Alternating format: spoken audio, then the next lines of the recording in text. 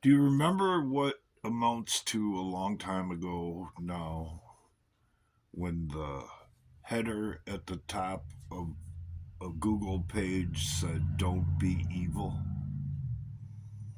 A lot of people were wondering what was behind that at the time, but for the most part, people had no idea what goes on behind the scenes. That's what that was all about. When Google was being recruited into what can only be called the dark side. And when that disappeared was when they turned to the dark side. And you can use the example of all of the information that came out about the uproar within the social media companies after Trump won in 2016. They literally said, "We will never allow this to happen again." And if you recall, documents and video testimony came out to back that up. Apparently, they weren't kidding because the next election cycle in 2020 wasn't an election, it was a political coup. And you can base that on the reaction of the administration that followed Trump's administration. What's the first thing they did? Overturn everything that Trump did. Start opening the borders and letting people flood into our country that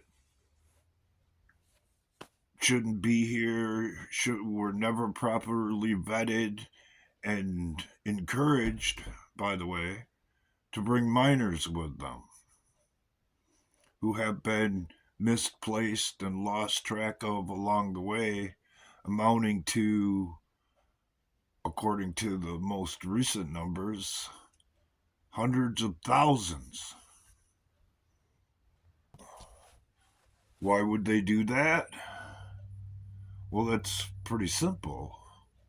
It was obvious to them after they did their coup that you weren't going to vote for them. And it's according to our system, or at least was if you're going to keep up the facade of our system, you have to be able to replace those people who won't vote for you. And how do you do that? We give them money, you give them health care, you treat them better than the people who are already here. Isn't that what we've been seeing? And if it was a coup, wouldn't you do whatever you had to do to cover that up? Wouldn't you say that, well, no one is allowed to talk about this or talk about that and point out what amounts to be the obvious? Well, of course you would. Don't be ridiculous. You might even go so far as to instigate an event to interrupt the proceedings so that the questions surrounding said election weren't sent back to the states, spawning a further investigation into how the outcome came to be what it was.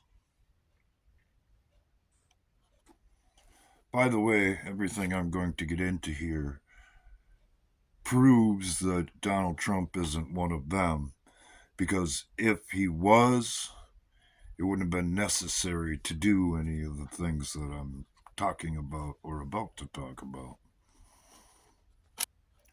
So if it was a coup,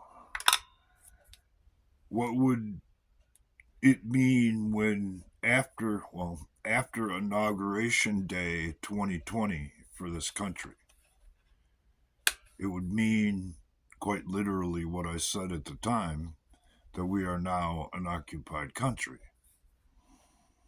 And through open borders, they are literally letting in what could only be considered their troops or their army. And what do you do from a military standpoint if you're letting your people, your army, your whatever you want to call it, into the country that you just occupied? Well, you move them into specific areas and start organizing, in this case, behind the scenes, just in case the counter coup, which is obviously the mega movement, ever gains a foothold so that you can maintain control. Because now you're ass deep in it, because the Constitution calls anyone trying to set up a system of government and laws outside of our Constitution treason. And there's only one remedy for high treason, something that I have talked about on more than one occasion on this channel. So, when threatened or it becomes apparent that whatever you're trying to do to maintain power within that country it starts to slip away, what do? Well, you call up your troops. That's how it works, right? Now I need to take you back in time to a scandal that they said wasn't a scandal during the Obama administration called Fast and Furious. When the government was buying massive amounts of firearms and ammunition, that some of which were disappearing throughout the world under the false pretense of trying to track them to track down terrorists. The reality of it is that they were stockpiling for the coming defense of their coup. And that would mean that you would have to arm your soldiers before you made your move to what amounts to be in any political coup to attempt to cement your power. These are the pieces that have been parts and pieces that have been laid out up till now right in front of us. Yet people still seem distracted with, oh, I read this here or I heard that there, instead of looking at the bare bones moves, counter moves, and what have you to get us to where we are today. And where are we today?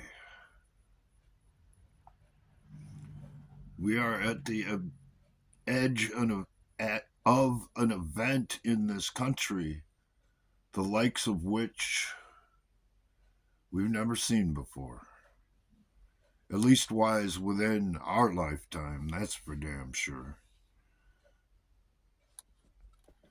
If you look at it from the perspective of the people who have committed the coup, they can't afford to fail because the consequences for what they've done are death at the upper levels. And it doesn't have to do with just people involved within the government. It's people who help to implement and carry out the policies and actions to where we are today.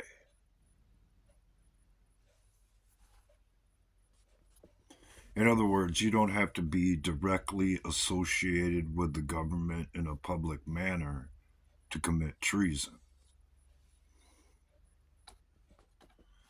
So let's be a little vague here. If a tornado hits your town, is it not like a bomb going off?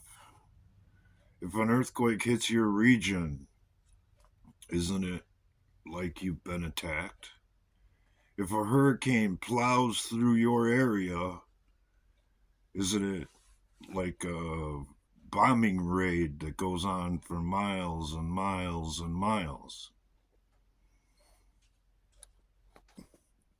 I wish I could read it to you, but it's all in this book that was written in 1949 about the potential escalation of the war that's been going on within this country for quite some time that predates World War II, but was really kicked into high gear after what was called Project Paperclip was instituted and put into action. So I'll give you a short summary on that. It all started with sticks and stones, and then came the age of the bow and arrow and the spear. And then gunpowder came along and changed the whole game. And as we move down the road of technological advancement, weapons turn into other things, some that people would never suspect. And if you were involved with a coup to undermine a country and it wasn't working out like you had planned or expected, you would access every potential thing available in order to turn the tide back in your favor. Up to and including recruiting out of the millions and millions of people you have let into this country and across our border that you've housed, you've fed, you've given health care to, and potentially weapons because they're available. It's documented fact that Fast and Furious went on that the government had purchased more arms and ammunition during that time than any other time in history outside of the military. What do you think they're going to do with them? And where do you think they're going to go with them? In my particular region of the country, it would be a bad idea to try and march in and take over because deer hunting is really popular here. I would venture to say that rifles outnumber handguns probably 3 to 1. So the most likely targets would be people who have voluntarily given up their option to be able to defend themselves. And that would be in extremely blue areas and cities. They always go after the weakest targets. And in this case, you can't afford to lose your soldiers because you have a limited amount. So you would go for the easiest targets possible to obtain your objective. And what would the objective be? Terror. It'd be a lot like, on a mass scale, what happened in Israel. And what happened in Israel was horrible.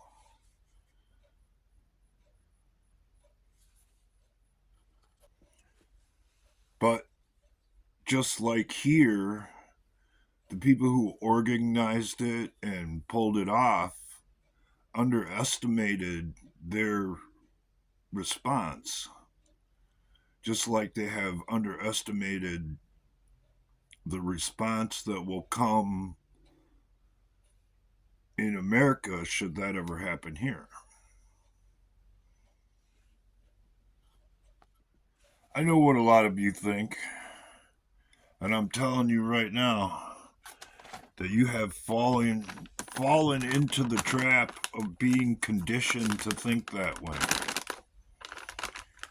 When the reality of it is, the different wing of the same bird is being taken over or turned into something else, what it should have been all along, by the way.